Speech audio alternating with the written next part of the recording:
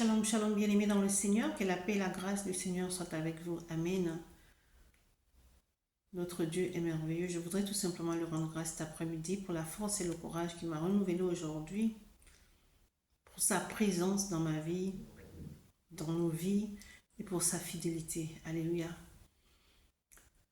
J'aimerais m'adresser ici aux jeunes filles.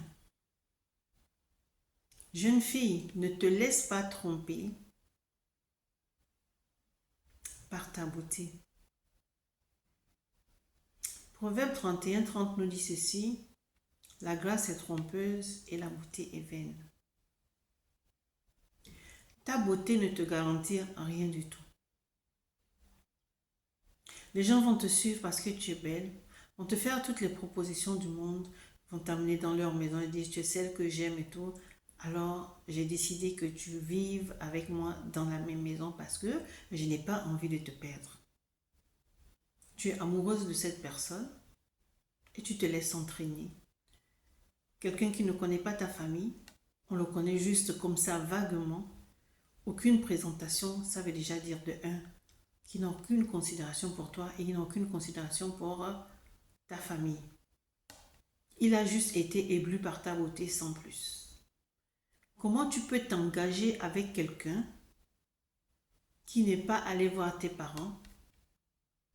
Comment tu peux t'engager avec quelqu'un qui n'a aucun projet avec toi, juste te mettre à la maison comme une vulgaire personne? Ça me fait mal de voir des jeunes filles à cette époque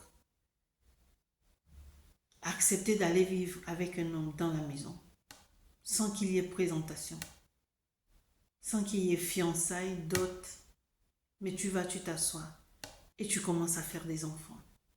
Un ne te suffit pas. 2, 3, 4. Et un beau jour, le monsieur s'en va et te laisse tomber. Et tu ne travailles pas, parce que tu comptais sur lui, et c'est lui qui faisait tout. Et il te laisse avec les enfants.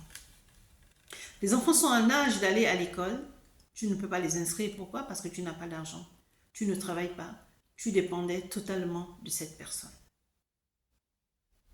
Tu vas aller te plaindre chez qui? Il ne s'est pas engagé. Il t'a juste pris comme ça. Et vous êtes restés des années ensemble.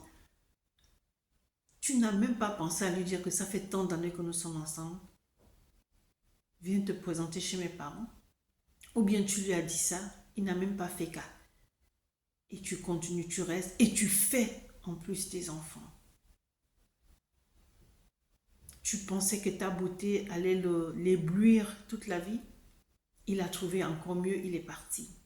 Et toi, tu te retrouves avec les enfants, sans père, sans moyens. Jeune fille, que ta beauté ne te trompe pas. Le concubinage ne t'engage en rien. Oui, on vit en concubinage et tout, mais quand tu es en concubinage, tu crois que tu es marié. Le concubinage, c'est pas le mariage. C'est pas le mariage. Vous voyez, j'ai de la peine de voir ces jeunes filles. Et tu les vois avec 3, 4 enfants sur la route en train de marcher. Des fois, tu les abordes. C'est-à-dire que tu ressens de la tristesse pour ces personnes. Tu te dis, mais comment elles en sont arrivées là? Pourquoi tu t'es laissé embarquer dans ce voyage qui t'a perdu?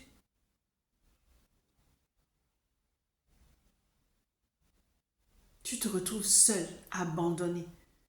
Tu vas être plein de chez Kiko, il m'a laissé tomber tout. Il t'a jamais épousé, il s'est jamais présenté, il n'y a jamais eu fiançailles, il n'y a jamais eu dot. Maintenant, ça n'engage que toi. Tu vas maintenant te débrouiller. Mais comment tu vas aller chercher du travail? Tu as des enfants à bas âge. Qui va te les garder? Aujourd'hui, tu vas à l'entretien d'embauche. On va te demander combien d'enfants tu as. On va te demander leur âge.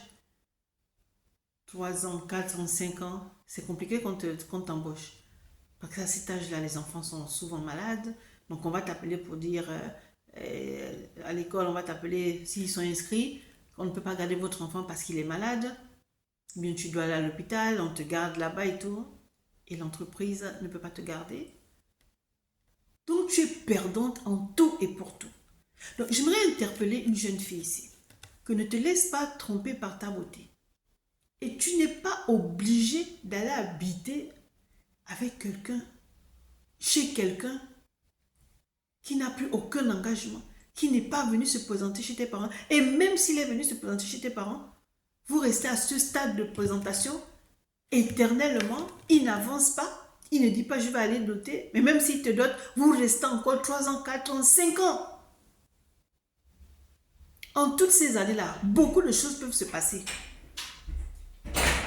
Et tu fais quoi? Te voilà seul. Peut-être qu'il meurt. Vous avez construit ensemble. Les parents viennent t'arracher tout ce que vous avez construit. Ils viennent t'arracher la maison. Ils oublient même que vous avez des enfants. Pourquoi? Mais parce que c'était juste la dot et vous êtes restés 3 ans, 4 ans, 5 ans dotés sans aller à la mairie. Et tu te retrouves seul.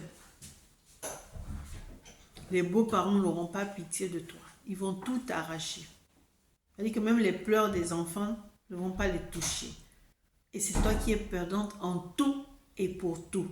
Donc, jeune fille, ne te presse pas d'aller habiter avec un homme. Et quand tu es dotée là, 1 an, 2 ans, 3 ans, pose-toi des questions. Oh, on se cherche, on ne se connaît pas assez. Bon, on ne se connaîtra jamais assez. C'est pas parce que vous allez rester 10 ans doté là que vous allez vous connaître. On se découvre tous les jours. Ça me fait mal de voir ces jeunes filles qui sont coincées, qui ne peuvent plus avancer à cause des enfants. Et les hommes continuent leur vie. Jeune fille, si tu n'as pas encore des enfants avec cet homme et que tu es dans cette relation, retourne chez tes parents si tu peux retourner chez tes parents.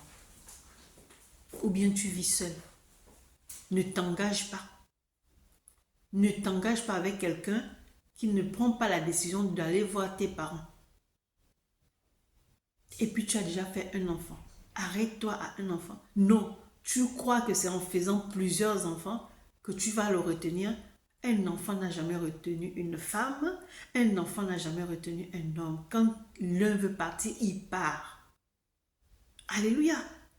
Alors, jeune fille, sors de cette relation qui ne t'apporte rien.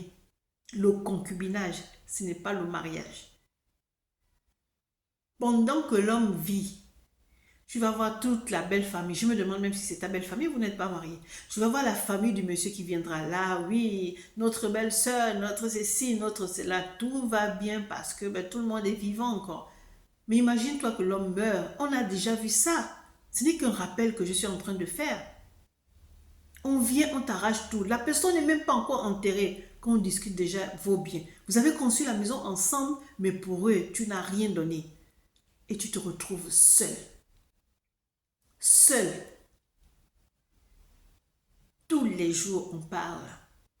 Tous les jours, vous vivez ce genre de choses dans votre famille, dans vos pays, dans vos régions. Dans, je sais moi, chez vos amis, vous vivez ça. Vous voyez des femmes qu'on vient chasser de la maison. Après combien d'années de concubinage? 15 ans, 20 ans. On t'arrache tout. Tu n'as que tes yeux pour pleurer. Jeune fille, l'avenir est devant toi. Tu n'es pas pressée. Ne te marie pas parce que tes amis se sont mariés, parce que tes soeurs, par exemple, tu es l'aînée de la famille, tes petites soeurs se sont mariées, tes copines se sont mariées, tu es seule et tu te presses d'aller te mettre avec un homme, de commencer à pomper les enfants. Et un de ces 4 matins, il va te dire ciao, ciao. Et tu vas rester toute seule. Tu vas rester toute seule. C'est triste. C'est triste. Il y a certaines filles qui ont fait des grandes études, de longues études, n'ont pas encore trouvé du travail. Alors, elles s'engagent avec quelqu'un qui ne leur a rien promis. Juste, bon, on est ensemble, on se sent bien comme ça, donc on va habiter ensemble, oui. et vous commencez à faire des enfants. Donc, tu as fait des études pour rien. Tes parents t'ont payé les études pour rien. Te voilà à la maison en train de t'occuper des enfants. Non, jeune fille, ressaisis-toi. Je ne sais pas si tu es dans cette situation, toi qui verras cette vidéo, mais ressaisis-toi. Il n'est jamais trop tard. Personne ne prendra ta vie en main, c'est toi-même. Est-ce que c'est mauvais d'avoir un petit copain? Non, non, non, c'est pas mauvais, j'ai pas dit ça. Mais tu ne peux pas avoir un petit copain. Vous restez à la maison. Il n'a jamais pris la décision d'aller voir tes parents. Non, vous restez là, vous faites des enfants. Ah oui, nous avons fait des enfants et tout, nous avons fait des enfants. Ah, c'est qui? Ah, c'est ton fils, oui. Ah, vous avez combien d'enfants? Deux, trois enfants. C'est très bien, c'est une joie d'avoir des enfants. Mais il faut savoir prendre soin d'eux. Tes enfants ont besoin d'amour. Tes enfants ont besoin d'attention. Mais parce que le père est parti. Tu ne peux plus t'occuper des enfants. Tu n'as plus d'amour pour tes enfants. Tu ne peux pas les entretenir. Tu deviens aigri. Sors de cette relation toxique parce qu'elle est toxique. Alors, jeune fille, c'est un conseil que j'avais pour toi aujourd'hui parce que j'ai rencontré beaucoup de filles qui sont dans cette situation et ça me fait de la peine. Alors, sors de cette relation. Que Dieu te bénisse, jeune fille. Et si tu ne connais pas encore Dieu et Jésus, cherche-le. Cherche-le. Il va t'aider dans tes décisions. Amen.